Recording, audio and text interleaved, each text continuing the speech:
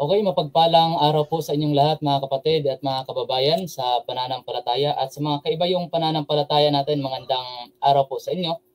At sa oras po na ito ay magkakaroon po tayo ng kaibigan na pag-uusap patungkol sa pananampalataya. At kasama po natin si Joey Armstrong. Hindi ko alam kung totoong pangalan to, bro. Totoong pangalan mo ba to? Bro, pwedeng mo ako?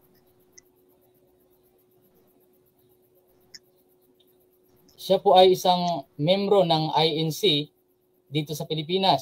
So, ang usapan namin ngayon, patutunayan niya kung bakit tunay ang Iglesia ni Cristo dito sa Pilipinas. At ako naman, tututulan ko kung bakit hindi ako naniniwala sa aral ng INC or bakit hindi ako naniniwala na ang INC sa Pilipinas ay tunay na iglesia.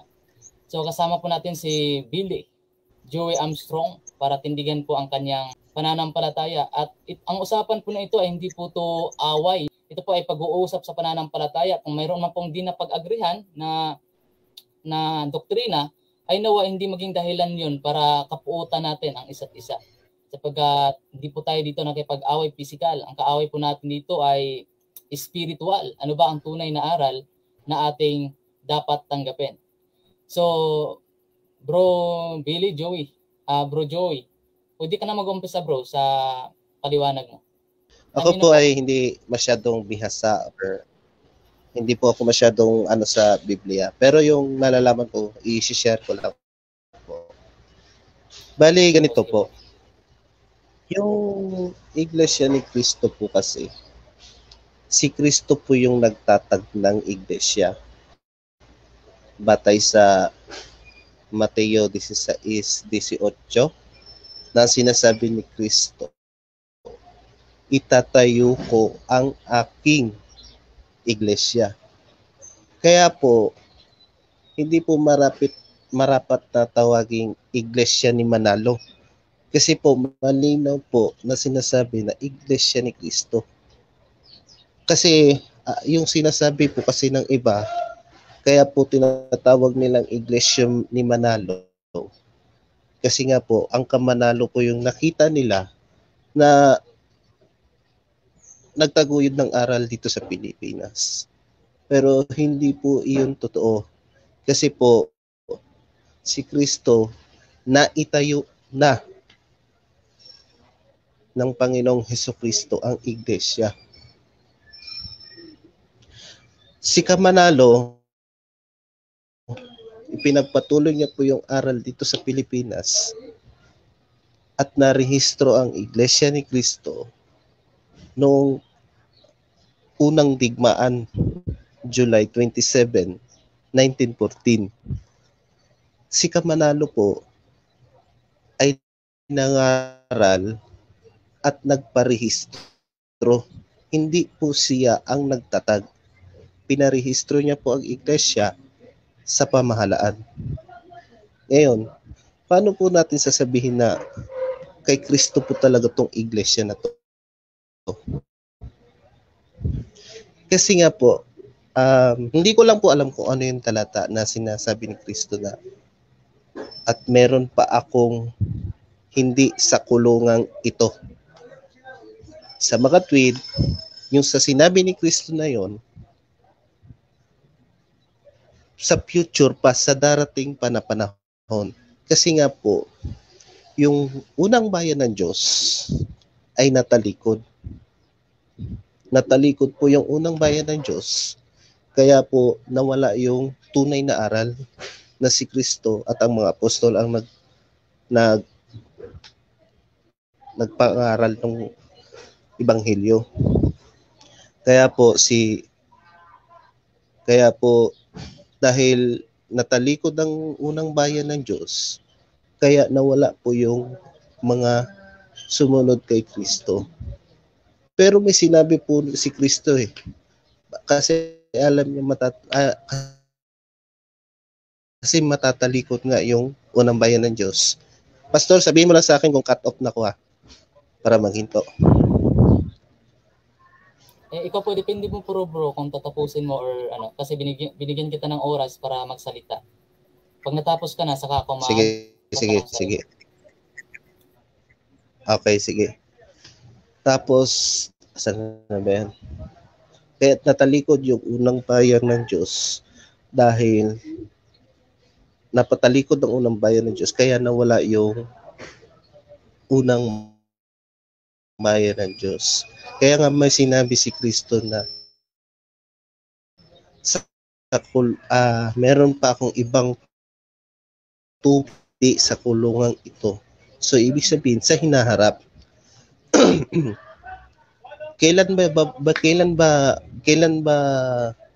babangon yung iglesia na yon na sinasabi ni Kristo na hindi sa kulungang ito, na hindi, kumbaga hindi pa sa panahon niya, meron pa siyang ibang tupa sa panahon na darating. Kailan ba yon? Sinabi din ni Kristo na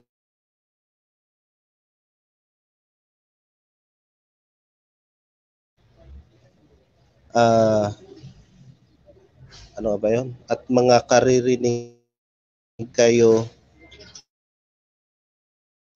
ng mga digmaan. Hindi ko lang alam ko, Brad, kung ano yung talata na yun na visiting kasi sa sa mga wakas ng lupa. Yung mga wakas ng lupa banggit, yun po yung pasimula ng unang digmaan. Yung malapit, yun na po yung katapusan ng sanlibutan. Itaw ang iglesia sa mga wakas na lupa. Kaya nga po pinaninindiganan namin na yung Iglesia ni Cristo na narehistro sa Pilipinas noong July 27, 1914 ay katuparan yun sa sinabi ni Cristo, mga wakas ng lupa. Although wala tayong mababasang Pilipinas sa Biblia, pero sinabi noon sa Biblia, malayong silangan sa mga pulo ng dagat. Ang malayong silangan po or Far East ay naroon ang Pilipinas. Kaya matibay po yung aming pananampalataya na ang Iglesia ni Cristo po talaga ang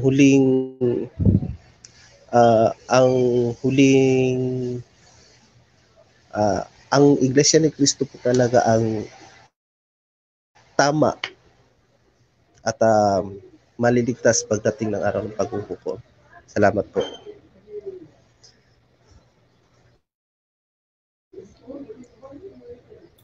Maraming salamat bro sa pagtindig sa iyong pananampalataya.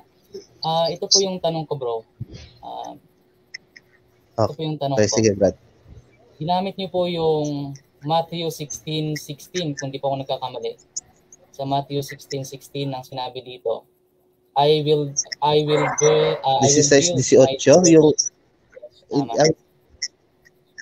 ang tanong ko ito kasi ginamit mo siya naniniwala ka ba na ang iglesia dito ay ligtas? Ano po? Naniniwala ka ba na ang iglesia dito ay ligtas? Opo. Okay, ligtas.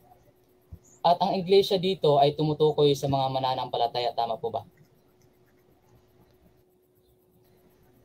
Yes po, yun nasa paloob ng iglesyang itinayo ni Kristo.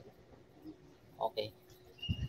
Tapos, naniniwala ka na ang mananampalataya na ito ay inutusan ni Kristo na mangaral, tama po? Sa Matthew 28.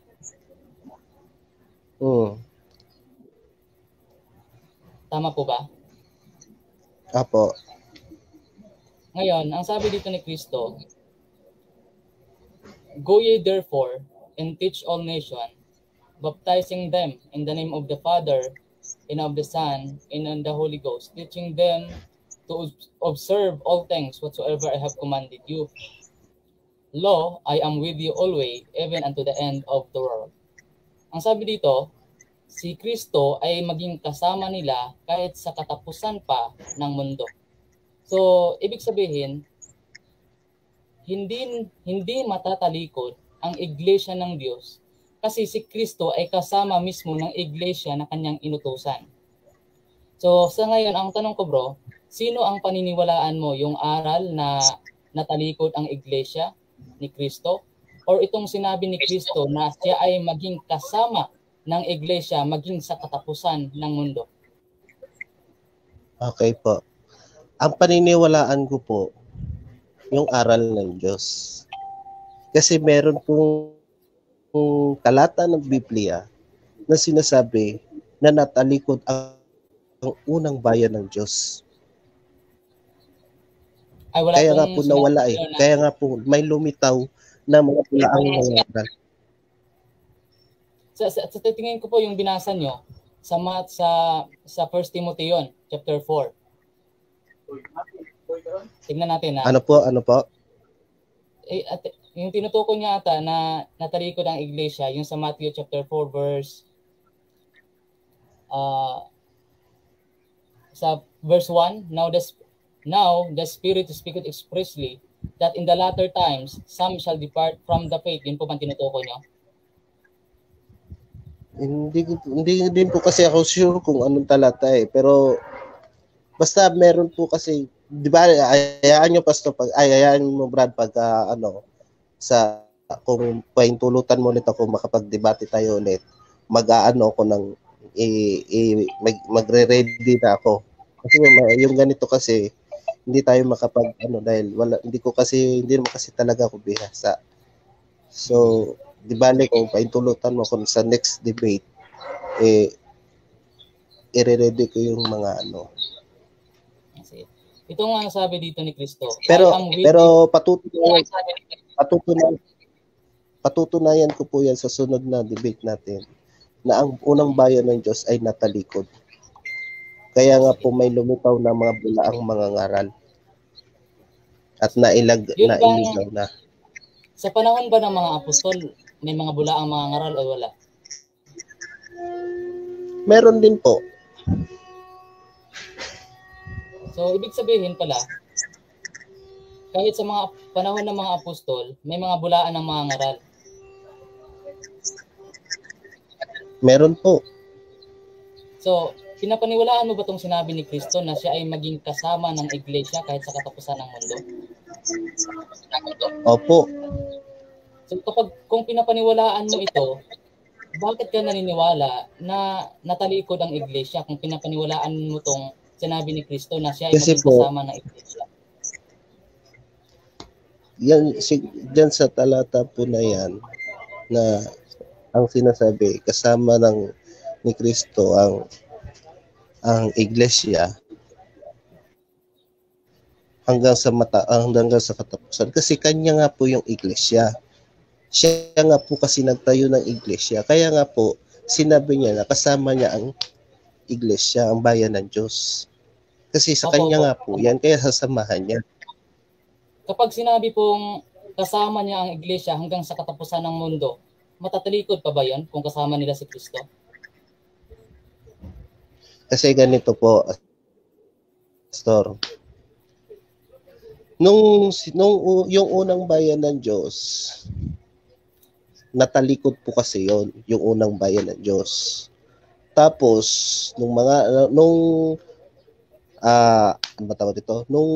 unang pagtalikod ng Diyos at sa panahon ni Kristo,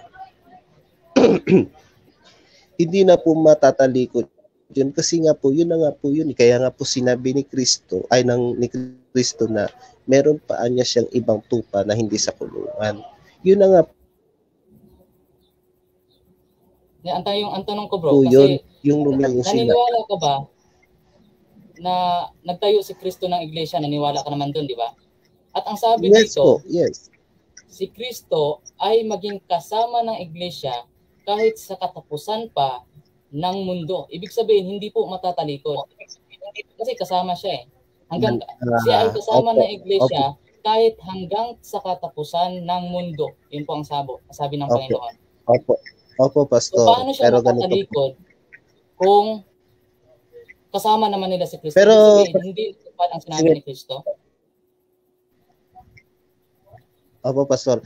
Ay, opo, Brad. Pero ang sabi kasi ni Kristo, kasama niya ang iglesia niya hanggang sa katapusan. Kasi nga, kanya nga po yung iglesia. So, sasamahan niya nga po hanggang sa katapusan. Tapos, ano nga pa yun? Kaya, kaya nga po sinabi ni Kristo na meron pa siyang ibang tupa kasi nga po natalikod yung unang bayan ng Diyos. Opo, ganito yan. Kasi Naniwala ba alam po natin kasi ganito po yan. Meron po kasing mga lumitaw na bulaang mga ngaral. Ngayon napangaralan sila ng maling aral kaya nailigaw po sila. Kaya nga po natalikod eh.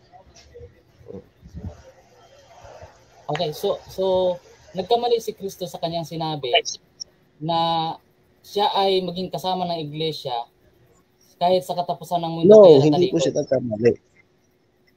Hindi po siya nagkamali.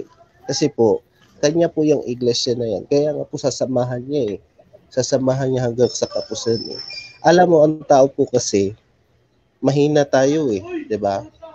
So, Ito bro, itong last yung tanong ko bro kasi ako na mag-present sa ano ko.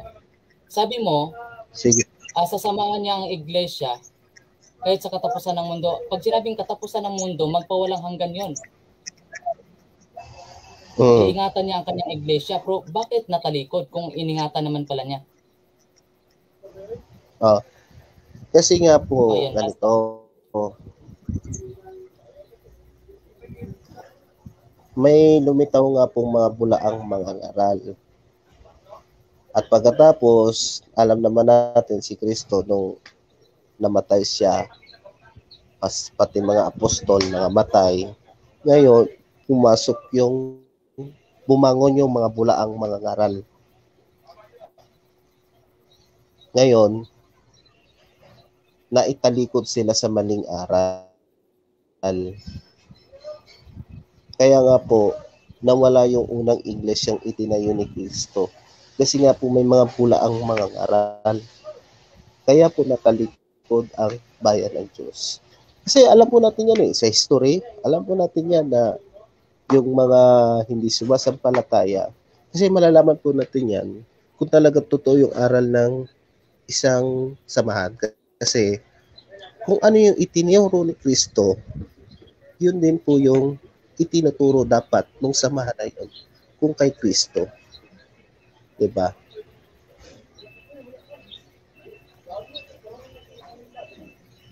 Okay na po bro? Opo.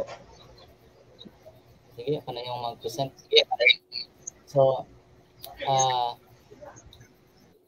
bilang Baptist, tinayo mo kanina yung INC na tunay na iglesia. Ako naman, bilang Baptist, tututulan ko po yung iyong presentasyon na ang iglesia ay natalikod. Kasi malinaw mismo sa Biblia, sa talata mismong ginamit mo sa Matthew 16:18, sa 18, na ang sabi ni Kristo, upon this rock, I will build my church, and even the gates of hell shall not prevail against it. Ibig sabihin nila, kahit pintuan ng Hades o ng impyerno ay hindi makapanaig sa iglesyang itinayo ni Kristo. Kaya kahit mga bulaang propeta, kahit marami pang mga bulaang propetang nagsilitawan, nagsilabasan, at kung ano-ano ang mga aral na ipinangapangaral, hindi yun makakapanaig sa iglesia ni Kristo. Bakit? Sabi ni Kristo kahit pintuan ng Hades, yung mga bulaang propeta, ang dala niyan, pintuan ng Hades, kapahamakan. Pero ang sabi ni Kristo, kahit pintuan ng Hades ay hindi makapanaig sa iglesia na itinayo ni Kristo. Kaya sa Matthew 16:20 ay sa Matthew 28 verse 20, ang sabi dito ng Panginoon, I am with you always, even unto the end of the world. Pag sinabing si Kristo ay kasama ng iglesia kahit sa katapusan ng mundo, ay maling sabihin na natalikod ang iglesia. Kaya di pwedeng gamitin na ang paraan na hindi, may mga bulaang propeta kasing dumating at nadaya ang iglesia. Hindi. Kasi kung ganong presentasyon ang gagawin natin, ibig sabihin nagkamali si Kristo kasi hindi niya naingatan ang iglesia kaya natalikod. Pero ang sabi ni Kristo, ako ay kasama ng iglesia kahit sa katapusan pa ng mundo. Kaya kung Biblia ang ating pag-uusapan, hindi po natatalikod ang iglesia. Sapagkat ang iglesia na itinayo ni Kristo ay ligtas. Paano matatalikod ang ligtas? Kaya kahit ano pang history na gawin mo, gawin nating gawin nating pangtapal sa ating aral, kung hindi naman sang-ayon sa salita ng Diyos, sa salita ni Kristo, ay walang kabuluhan ang history na yan. Sapagkat hindi lahat ng history tama. Hindi lahat nakasulat sa Google tama. Kaya bilang mga Kristiyano, tinuruan tayo na bumatay ayon sa Biblia. Ano ba ang ayon sa Biblia? Yun ay ang iglesia ay hindi matatalikod. Totoo pong may tatalikod pero hindi ang iglesia, kundi yun lamang ilan sa mga walang totoong pananampalataya. Kaya kung basahin po natin sa 1 Timothy, ito yung nakita ko bro, Joey, sa ginagamit nyo or ginagamit ng mga ministro na natalikod daw ang iglesia. Sa 1 Timothy chapter 4 verse 1. Ito ang kasi ang sabi dito sa Tagalogin natin. Ito ang sabi dito, ngunit hayag na sinasabi ng Espiritu na sa mga huling panahon, ang iba'y magsisatalikod sa pananampalataya. Ang tatalikod pala yung iba. Hindi ang iglesia ang tatalikod, kundi yung iba lamang. Kasi kung ang iglesia ang matatalikod, nagkamali pala si Kristo sa kanyang pangako. Di po ba? Kaya paniwalaan po natin ang mismong sinabi ng Panginoon na siya ay maging kasama ng iglesia kahit sa katapusan pa ng mundo. Kasi ganito bro kapag sinabi mong natalikod ang iglesia, kailan yon? Kasi alam na natin kung kailan na itayo ulit di ba? Narehistro ang iglesia ni Kristo noong July 27, 1914. So, below 1914, walang tunay na iglesia. Ganun ba yon? Walang tunay na iglesia, walang totoong nangangaral below 1914. Ibig sabihin, hindi nasamahan ni Kristo ang iglesia below 1914. So mali na ang sinabi ni Kristo. So saan tayo babalik ngayon? Sino ang panipaniwalaan natin ngayon? Yung mismong sinabi ni Kristo na siya ay maging kasama ng iglesia kahit sa katapusan ng mundo. At ito po ang talata, kapatid, sa Ephesians chapter 3, verse 21. Tignan natin kung matatalikod ba ang iglesia. Ito ang sabi sa Ephesians chapter 3, verse 21. Ito, unto him be glory in the church by Christ Jesus throughout all ages, world without end. Amen. Hindi pala matatapos, kapatid, hindi mauusog ang iglesia ni Kristo. Para malinaw, basahin natin sa Tagalog. Ito ang sabi dito sa Efeso chapter 3 verse 21. Ay sumasa kanya nawa ang kaluwalhatian sa iglesia at kay Kristo sa buong panahon magpakailanman. Yun po, ang kaluwalhatian ng iglesia na kay Kristo ay magpapatuloy ang kaluwalhatian. Hindi mapuputol. Kaya nga sabi ito, world without end. Sambahayan ng Diyos ang iglesia at hindi yan mapuputol.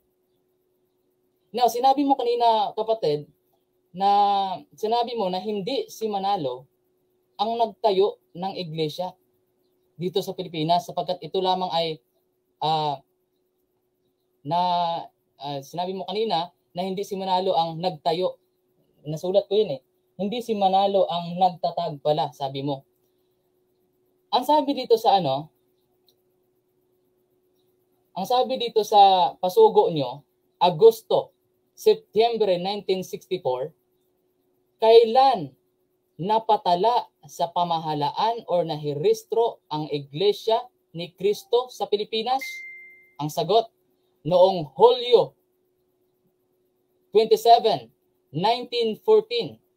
Tunay nga na sinabi sa rehistro na si kapatid na Felix Manalo ang nagtatag ng Iglesia ni Cristo. Kapatid, sinabi mo kanina na hindi si Manalo ang nagtatag. Pero sabi sa inyong pasugo, Agosto-September 1964, page 5, na si Felix Manalo ang nagtatag ng Iglesia ni Cristo. O paano yon? At ang sabi pa sa inyong pasugo, na kung sino ang nagtatag, sa kanya manggagaling ang aral. Ang sabi dito, ito ang nasabi sa pasugo, Hulyo 1952, page 4.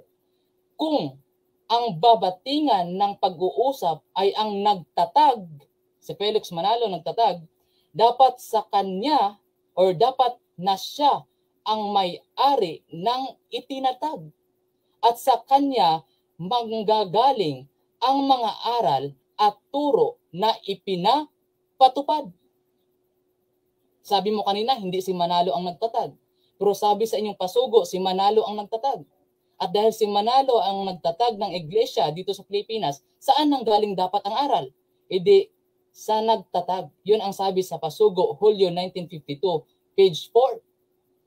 So ang aral ng INC ngayon ay hindi galing kay Kristo, sapagkat ang Iglesia ni Cristo sa Pilipinas ay may ibang nagtatag, yun ang si Ka Felix Manalo.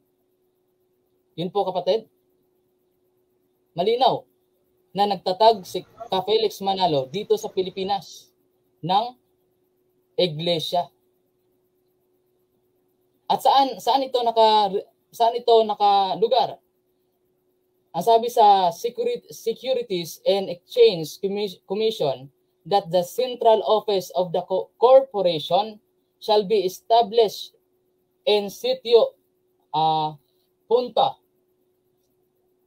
Santa Ana of the city of Manila, Philippines Island. The founders, marami palang founders, the founders of this association are Felix Manalo. May mga kasama siya. Residing in Taguig, Rizal, Pedro Inosisio. Ayun, mahaba yung sinabi. Pero yun po ang lugar na ibinigay dito. So sa mga talata ating binasa, kahit sa Matthew 16:18, sa Matthew 28 verse 20, sa Ephesians 3:21, at sa 1 Timothy chapter 4 verse 1, ay nagpapatunay na hindi na talikod ang iglesia na itinatag ng Panginoong Hesukristo. Yan po bro. Ano pong tanong niyo? Okay, salamat Brad.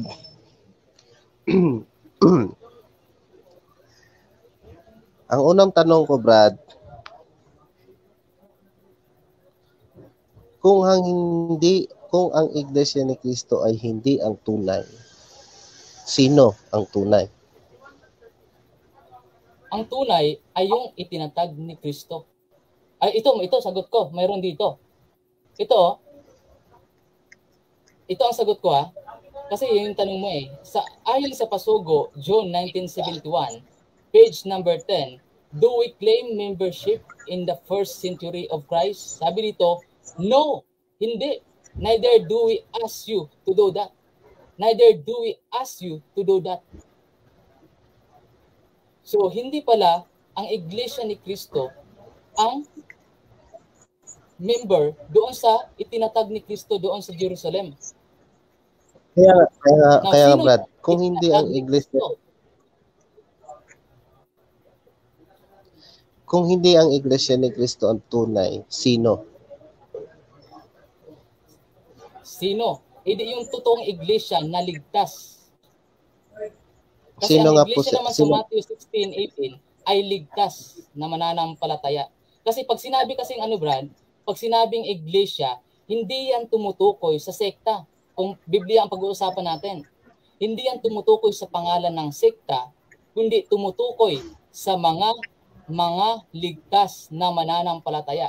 Kaya kung sa tanong mo Okay. na kung sino ang tunay, kundi ang sagot ko ay yung ligtas na mananampalataya. At isa ang baptist doon na ligtas na mananampalataya. Sige. Kung sekta ang Sige, Brad, pag-uusapan, sabi mo, ligtas na sila bago sila nadagdag sa iglesia. Tanong, saan sila naligtas gayong wala pa man ang araw ng paghuhukom? naligtas sila sa kapahamakan sa impyerno. Naligtas ang kanilang kaluluwa. Kaya nga, wala pa naman yung araw ng paghuhukom. Bakit sila naligtas muna bago ipinasok sa iglesia? Ayun yung assurance nila ay binigay ng Panginoon na sila ay ligtas kahit sa pagdating ng paghuhukom.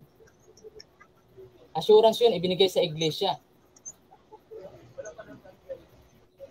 So, ibig sabihin, assurance yun. Kasi sabi dito sa Acts, sabi dito bro sa Acts, ang mananampalataya kasi ay ito, ligtas.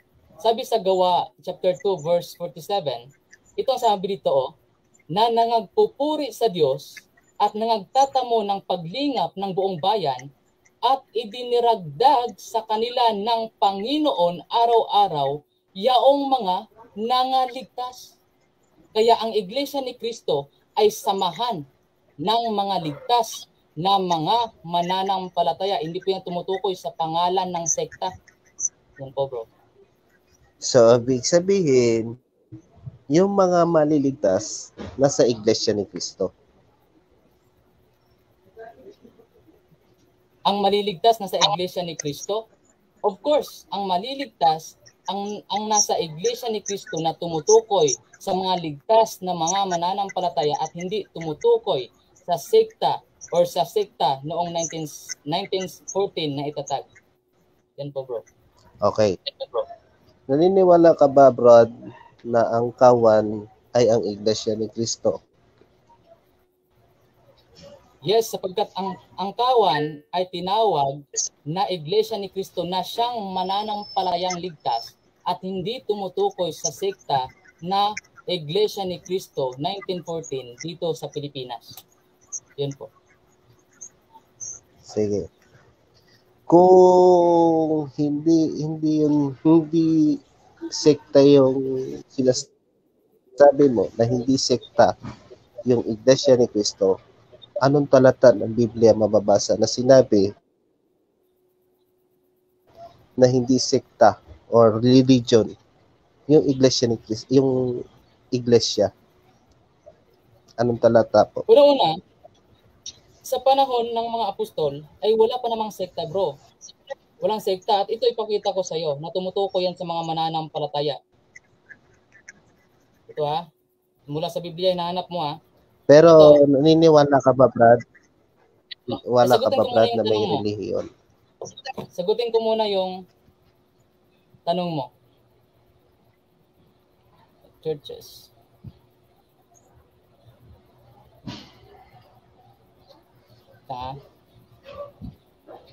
Sa Biblia's Church. Yes. House. Yun, sabi dito sa 1 Corinthians chapter 16 verse 19, the churches of Asia salute you, Aquila and Priscilla salute you, much in the Lord, with the church that in their house. Na sino ba yung church na nasa loob ng bahay? Yung mga mananampalataya. Kaya kapag sinabing iglesia, kapatid, ay hindi yan tumutukoy sa sekta. Hindi tumutukoy yan sa mga mananampalatayang ligtas.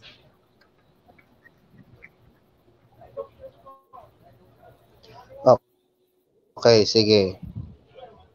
So, parang sinasabi mo na sumampalataya ka lang kay Kristo, maliligtas ka na. Yes.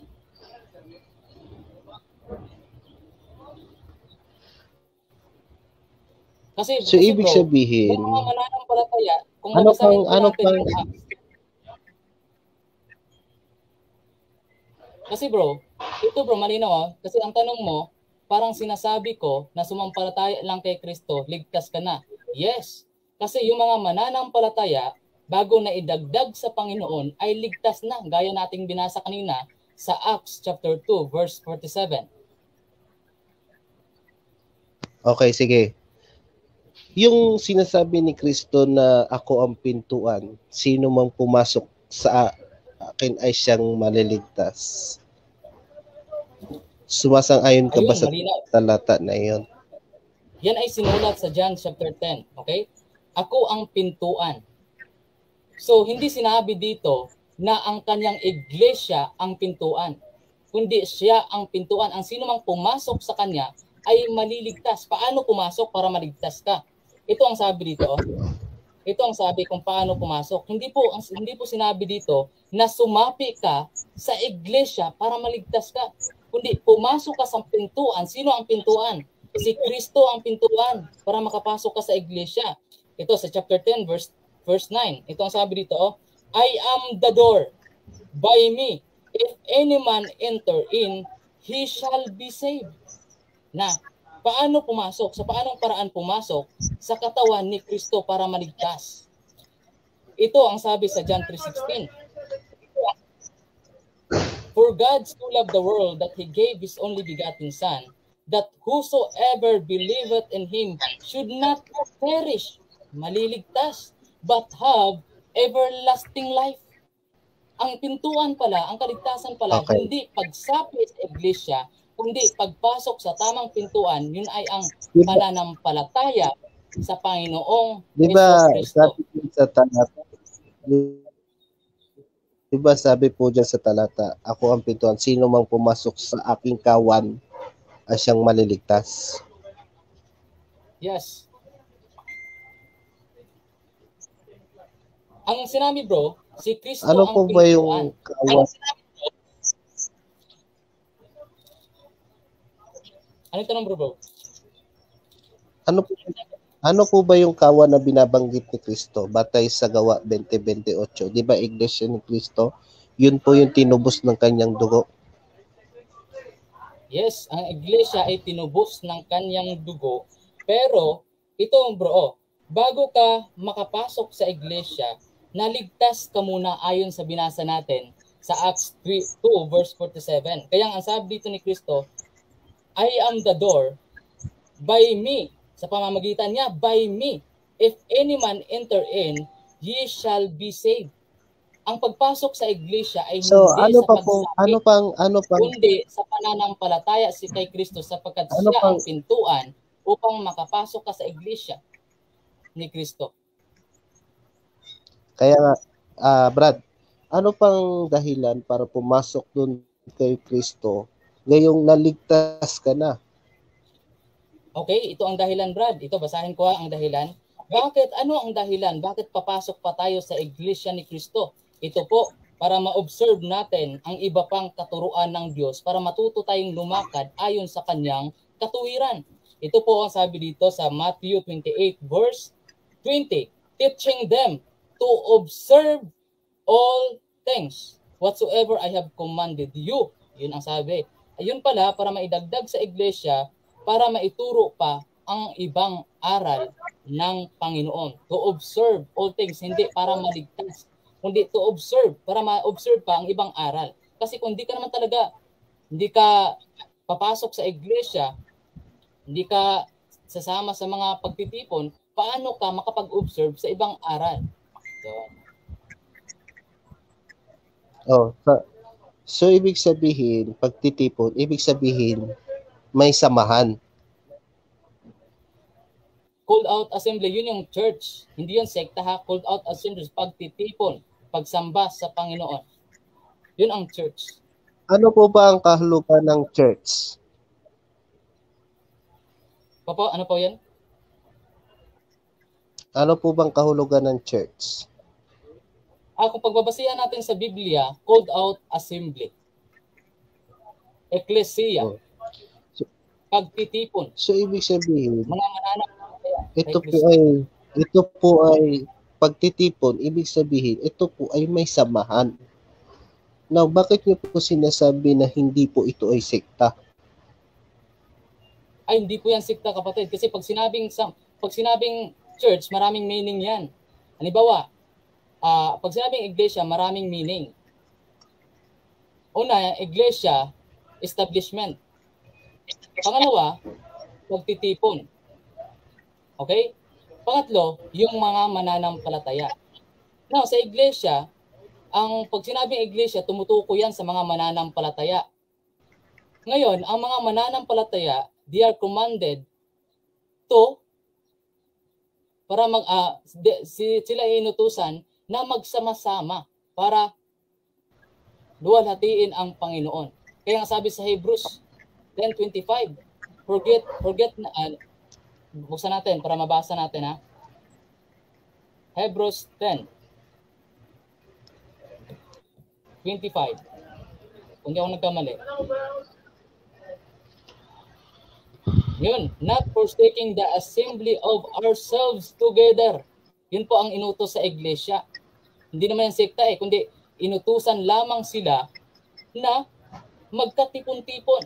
Alam naman natin, pagkatipon-tipon, sila ay nagbigay luwalhati o nagluluwalhati sila sa Diyos. Hindi yan tumutukoy sa sekta, kapatid. Dahil lang sa modern na pamamaraan ngayon, nagkaroon ng sekta, pagtipon-tipon, base sa sektang kinasamahan. Halimbawa, may Iglesia ni Cristo 1914. Dahil may samahan sila yung nagkakatipon-tipon. Ganon din yung MCGI, dahil nagkaroon sila ng sekta, nagkaroon silang ng pagtipon-tipon.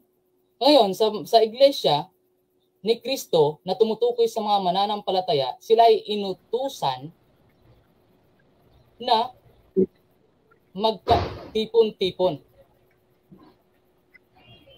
So hindi po, ibig sabihin,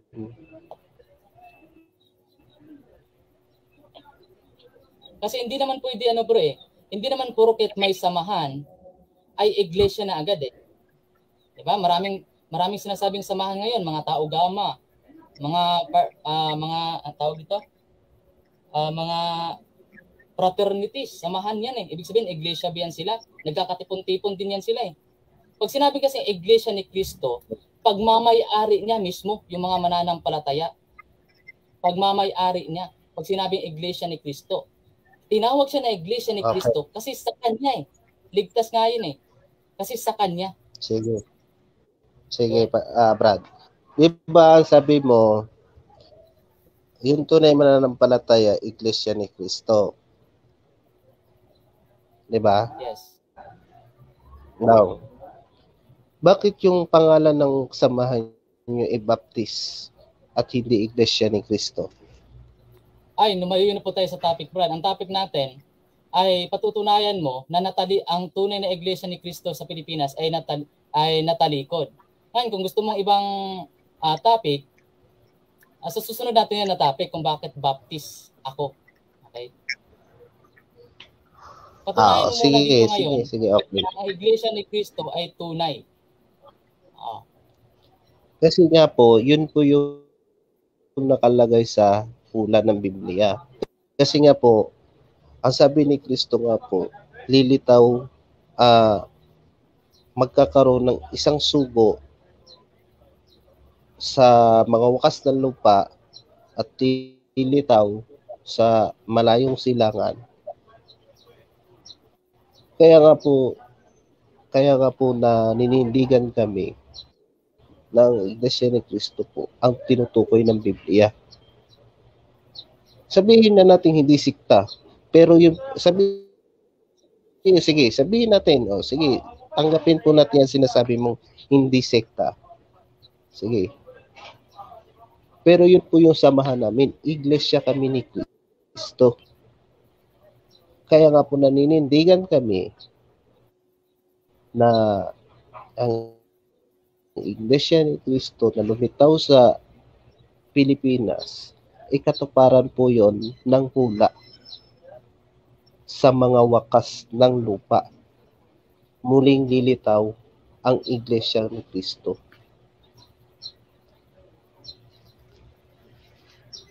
Kasi ito tanong ko. Pag sinabi bang pag sinabing sa Biblia na pag sinabi ba sa Biblia na anong sabi mo kanina? Malayong silangan? Tama ba yan? Opo. Pag sinabi ba sa Biblia na ay tumutukoy na agad sa Pilipinas? Marami po ang ayon sa Biblia, pag sinabi bang silangan. Pag sinabi bang sa Biblia ay tumutukoy sa Pilipinas? Yun nga po hindi lang naman po ang Pilipinas ang nasa malayong silangan.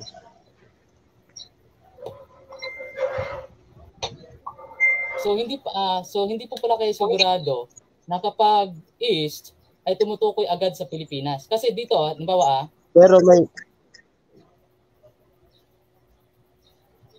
ito ang sabi sa Mateo, nung ipinanganak si Kristo, may mga wise men na dumating. Wise men from the east. Sila ba ay galing sa Pilipinas? Hindi po.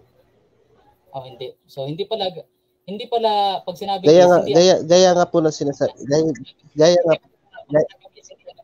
gaya po na sinasabi ko, Pastor. Yung east kasi malayong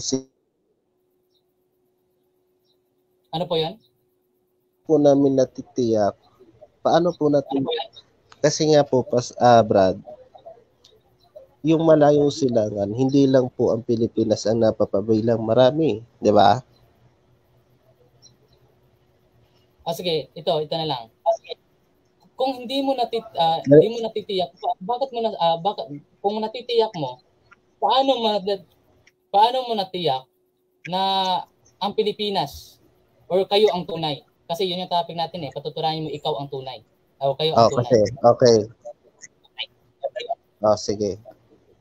May binabanggit po kasi sa Biblia, malayong silangan sa mga pulo ng dagat. Tanong po, ano po ba yung mga pulo ng dagat sa malayong silangan? Pulo ng dagat? Di ba ang Pilipinas po ay meron pulo ng dagat?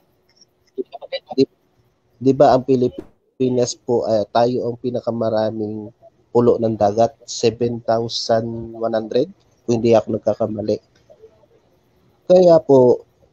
Kaya po nasisiguro na pinaninindiganan namin na yung tinutukoy ng Biblia na magmumula ang Iglesia ay muling lilitaw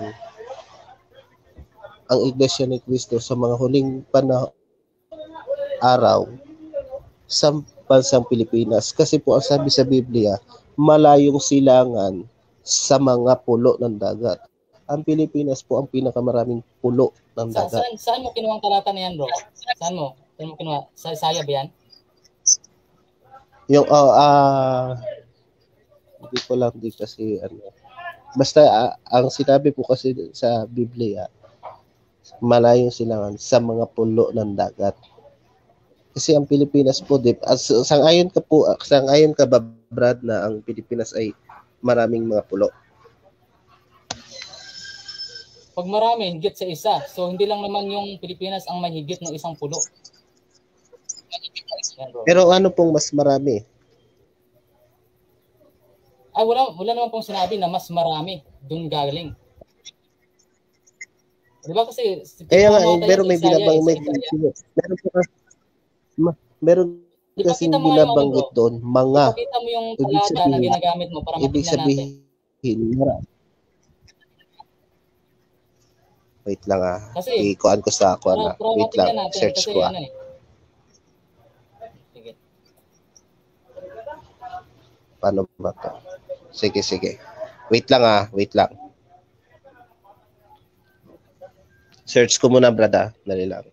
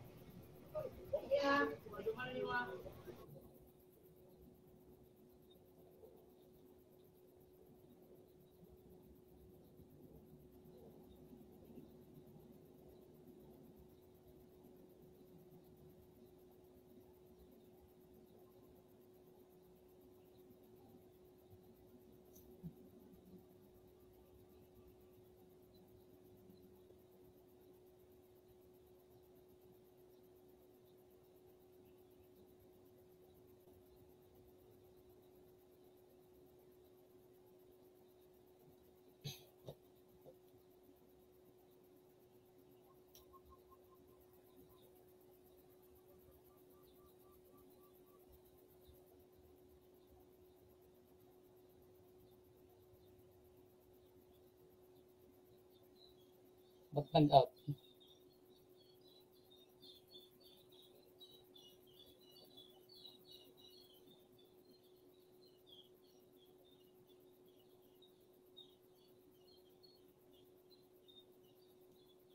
Natalikod daw yung iglesia.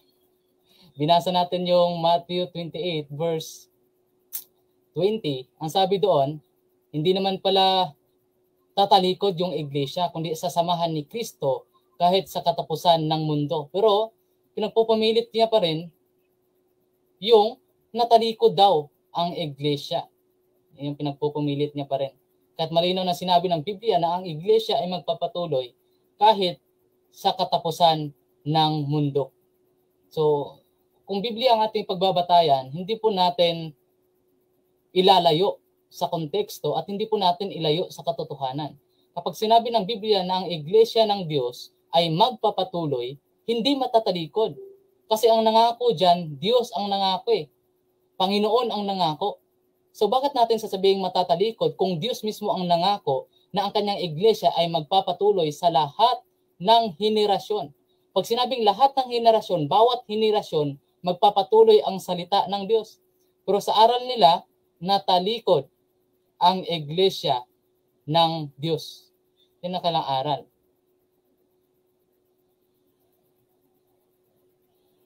Nag-search pa, nag-search.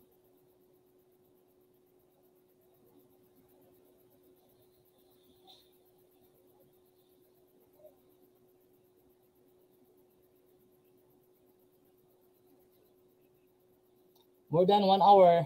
1 hour. Almost 1 hour. Live.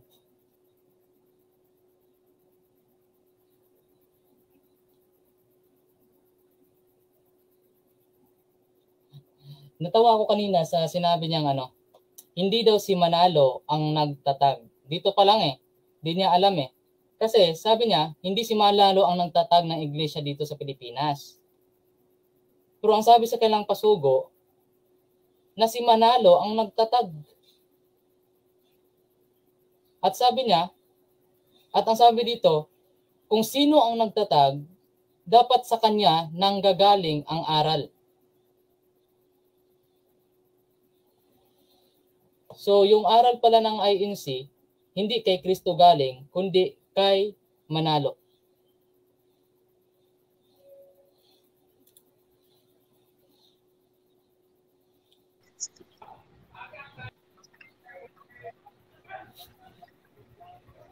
Bro. Brad, kasi wala kang Bible na dala dahil nasa trabaho ko.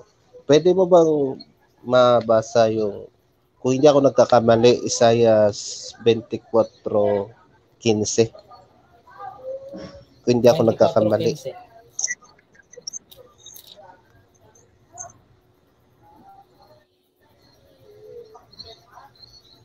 Ang sabi ito, wherefore glorify ye the Lord in the fires, even the name of the Lord of Israel in the islas of the sea.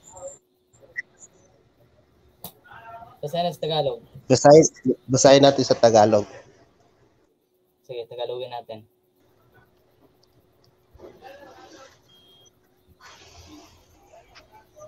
Isaiah 24 verse 15. Ang sabi dito, kaya't duwalhatiin ninyo ang Panginoon sa silanganan, sa makatuwid bagay ang pangalan ng Panginoon, ng Diyos ng Israel, sa mga pulo ng dagat. Ang sinabi dito bro, mga pulo ng dagat. Sa mga pulo ng dagat. Hindi naman sinabi ditong pulo. Kasi nga po, Tsaka kaya nga sinabi sinabi dyan, kaya nga sinabi dyan, mga pulo, kasi nga maraming pulo. Ito ang tanong bro, naniniwala ka na ito ay tumutukoy sa Pilipinas? Opo. Ngayon, kanino ito sinabi? Itong talatang ito, kanino sinabi? Babase tayo sa context kasi pag nagbasa kasi tayo ng talata, hindi lang tayo isang verse lang.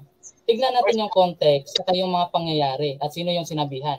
Sino ba ang sinabihan ng Panginoon sa talatang ito or sa book na ito ng Isaiah? Sige.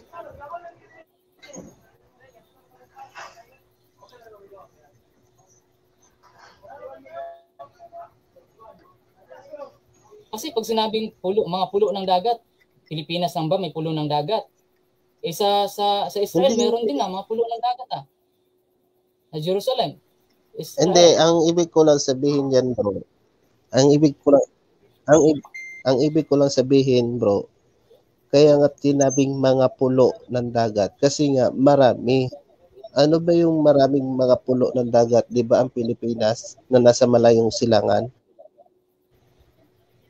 Pag sinabing mga pulo ng dagat, Pilipinas lang ba ang may mga pulo? Kasi regardless kung maraming mga pulo. Meron Pag naman. sinabing maraming mga pulo, higit sa isa. Ngayon, Pilipinas lang ba ang maraming pulo? Pero ano ang mas maraming 'di ba ang Pilipinas? Mga Hindi pulo naman sinabi dyan, bro, ng dagat nga, kaya nga tinawag na hindi naman sinabi dyan kung sino yung mas maraming pulo. Okay? Hindi naman sinabi na mas maraming pulo. Pero sinabi dyan, mga pulo ng dagat. O mga pulo ng dagat, hindi tumutukoy sa Pilipinas. Wala naman sinabi dito eh. Ang sinabi dito, kanino sinabi? Itong sinabi. Dali lang, Brad. Oh. Yung silang, yung kaya nga po sinabi ko sa iyo kanina na ang Pilipinas talaga ang tinutukoy dyan. Kasi nga po, ang Pilipinas ito, bro. sa malayong silangan. Sinabi ito, sige, ipapaliwanag ko sa yung context Ganito kasi yon. Ang context dito ay sinabi ito ng Panginoon sa propeta. Okay? Sa panahong ito, okay, ang mga Israel ay under captivity sila ng Babylonia. Sila ay na-scattered abroad. Ngayon, dahil sila ay na-scattered abroad, gusto ng Diyos na ang Israel ay ma-redeem mula sa captivity. Okay?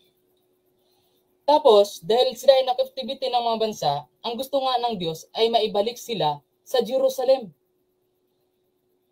At ang ginamit ng Diyos para mangyari yon ay si Zero o si Cyrus.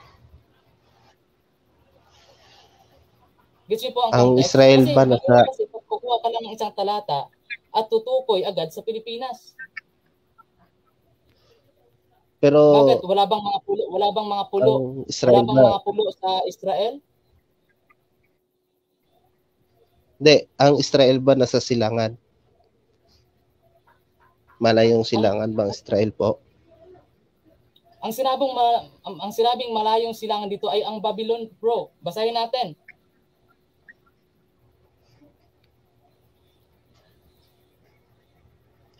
Babylon po ang tinutukoy dito na malayong silangan. Hindi po yan. Hindi porket pinakamalayo ang Pilipinas, yun na ang tinutukoy. Yung context po ang pag-uusapan natin.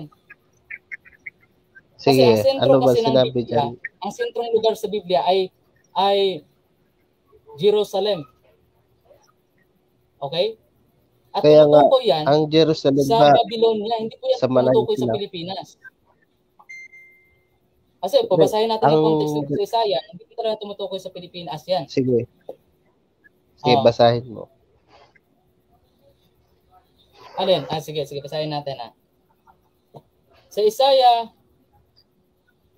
39. Hindi ako nagkamali.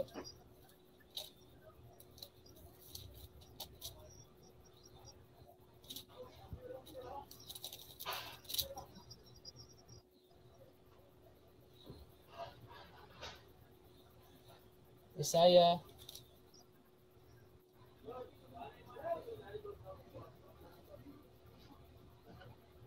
Ito, then came Isaiah at Isaiah 39 verse 3.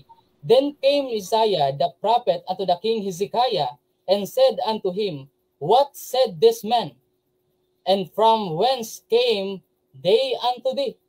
And Hezekiah said, They are come from the far country unto me, even from Babylon. Yan po, mga kapatid. Kaya hindi porket sinabing far country, ay tumutukoy na agad na Pilipinas. Okay? Malino na po. May context po kasi kapatid sa Book of Isaiah. At tingnan mo yung mga pangyayari daan. Sino ba ang kausap ng Diyos? Ano ba ang nangyari? Bakit sinabi ito ng Diyos? Kasi sa time na ito, under captivity po ang Israel. Kaya gusto ng Diyos na mula sa ibang bansa ang mga Israel, maibalik niya muli sa Jerusalem. Yun po ang context sa Book of Isaiah. Kaya hindi pwedeng kukuha ka ng isang talata, tapos gusto mong isingit, sa aral niyo, hindi po pwedeng ganon. May context po ang ating pagbabasihan. Okay, sige. Okay, bro. Ayun po yung bro, no? Malinaw po yun. Na far country, hindi forget far country, Pilipinas na. Tingnan po natin yung context. Saka yung sinabi mo kanina na hindi nagtatag si Soriano, si Ka Felix Manalo, mali na ka na dun Doon pa lang, mali ka na Kasi sabi sa pasugo nyo, nagtatag siya ng iglesia dito sa Pilipinas. Nairehistro noong 1914. So doon pa lang sa sinabi mo, mali ka na agad. Kasi sinabi ng pasugo mo, nagtayo si Manalo. Na sinong paniniwalaan ko? Ikaw ngayon, nakausap ko? O yung pasugo nyo na malinaw na nagsusuro na nagtayo si Manalo? No, INC ka, membro ka ng INC, alam mong pananampalataya mo. Pero bakit nasabi mong hindi nagtayo si Manalo? Kung malinaw sa inyong pasugo nakasulat na nagtayo nga siya ng iglesia. At ang sabi dito, kung sino ang nagtatag, sa kanya manggagaling ang aral. Na sino mang nagtatag sa iglesia na itinayo mo ngayon? Of course, isasagot mo si Manalo. No, ang sabi sa pasugo, sa kanya dapat manggagaling ang aral. Ngayon, kaninong aral sinusunod mo ngayon?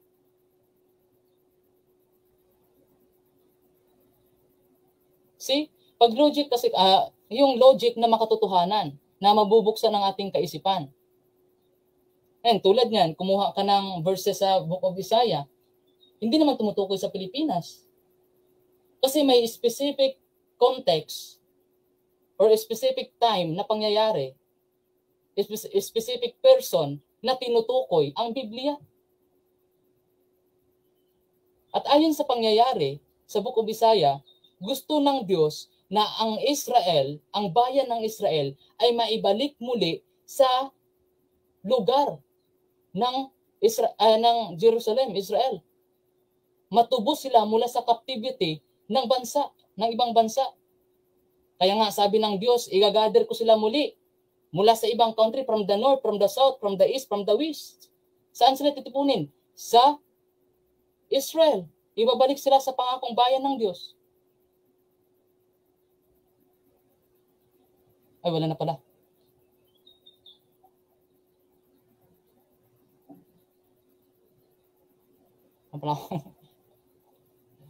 Wala akong kasama dito.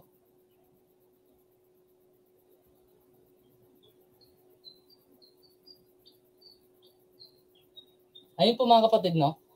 Huwag po kayong maniniwala agad sa mga nagsasabing kukuha lang ng ibang talata tapos isisingit nila agad sa aral na kanilang nabuo.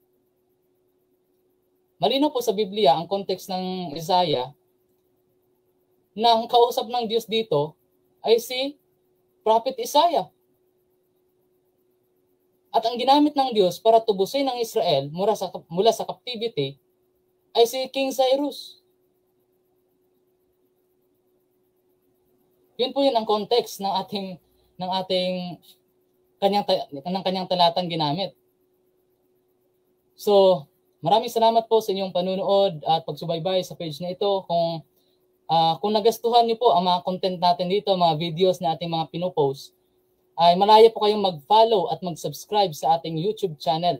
May YouTube channel din po tayo. Malaya po kayo. Di po ito sa pilitan. Okay? Wala pong GCash dito. Di po tayo nag-aano ng GCash dyan. Kasi gusto natin malaya tayong mangaral or libre tayong mangaral ng katotohanan. Walang GCash. Pero malaya kayong mag-follow at mag-subscribe sa ating YouTube channel. At kung gusto niyo po, kung naging pagpapala po sa inyo ang page na ito, ay pwede niyo rin pong i-recommend sa mga Baptist friends nyo. Baptist friend na alam nyong di ganun katatag sa pananampalataya, pwede nyo pong i-recommend ang page na ito sa kanila para makita po nila yung mga videos natin.